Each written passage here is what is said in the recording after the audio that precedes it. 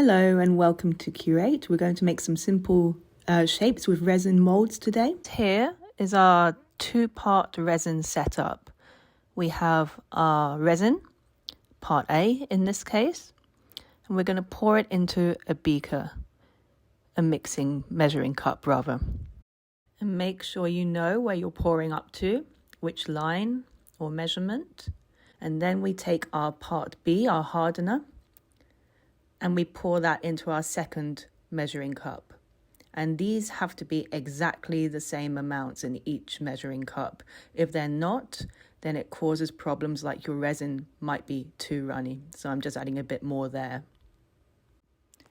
Do a quick double check to make sure you've got exactly the same amounts, and then we can start pouring into our silicone beaker. And you can just pour one in after another. Silicone is best because it's easy to clean up. Get every little drop out just to be sure it's nice and even.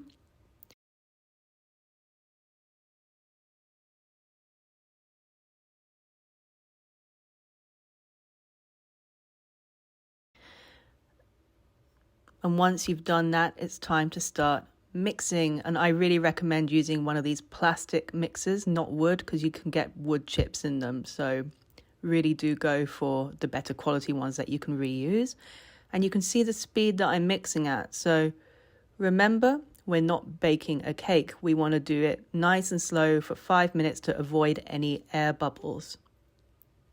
If you do get air bubbles, it's not the end of the world at this point, because you can really just squeeze them or pop them with your mixer and it's not going to cause much of an issue. But we're waiting for all the streaks to disappear and for the resin to be nice and smooth looking. Keep that up for 5 more minutes. Well, and if you want to add glitter like I do, you can grab some glitter. I've got it in all colors, but I'm choosing silver today. And put in a dab, not too much, a little bit more. A little goes a long way with glitter and other odds and ends that you might add to your resin. And then mix as before, keeping an eye out for those air bubbles, waiting for it to be a nice runny consistency. And then you can start pouring, and be very careful with your pouring. You don't really want to over pour, but we'll see an example of that in a bit because I'm going to over pour on purpose. Make sure you get it to a nice level just at the top of the mold, and if you want, you can add some color as I am. This is mica powder. You only need a dab for most cases. It's very effective. Just plop that in your resin. So I'm going to have one clear balloon dog, and I think the other's going to be pink.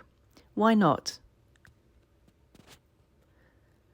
And mix in as before. You don't need tons. You just want to wait for these streaks to disappear of color, and it's a nice even color. That will probably take a couple of minutes or a little bit longer if you want to be safe. And then you can pour into your second mold. Now this is not the best mold to have started off with because the little balloon dog has tiny little ends on his feet, which can be a little bit fiddly. If you have any resin left, you can grab a second mold. I've just got this generic one here, which is pretty useful for situations like this where you have lots of resin left over.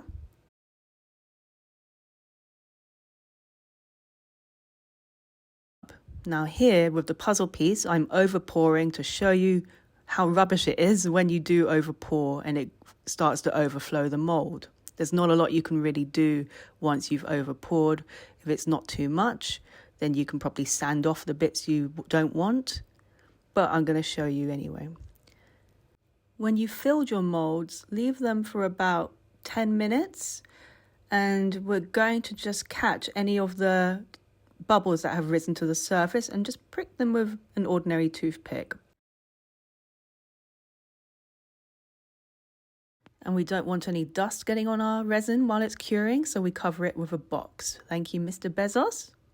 Leave your resin for 24 hours. I know sometimes they say less, but do leave it for 24 to be sure. After 24 hours, you can take it out the mold. They should be quite solid feeling. If not, they're definitely not ready. And as you can see, my doggy has come out beautifully, I think anyway. And I can probably drill a hole in him later and turn him into a keyring or something. And the same with the clear one. So those are fine.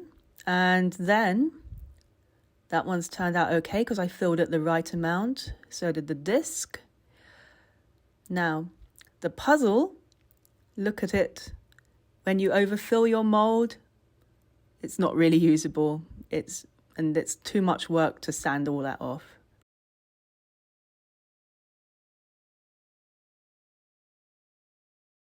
Now, the nice thing about these molds is they have holes in them already, which makes it very easy to put a jump ring in them and turn them into jewelry. So I'm grabbing a jump ring, a thick, large one, I think, because it's quite a thick piece of resin. And you can grab some pliers, as I am, and more skillfully than I'm doing right now, you can just open that up and thread your piece onto it and then close it back up, which can be quite fiddly. And I'd love to say I'm getting better with practice, but I'm really not. And then you can just pop that on a keychain or a pendant or anything you really want to do. And that's it. That's your first resin pieces. Thank you.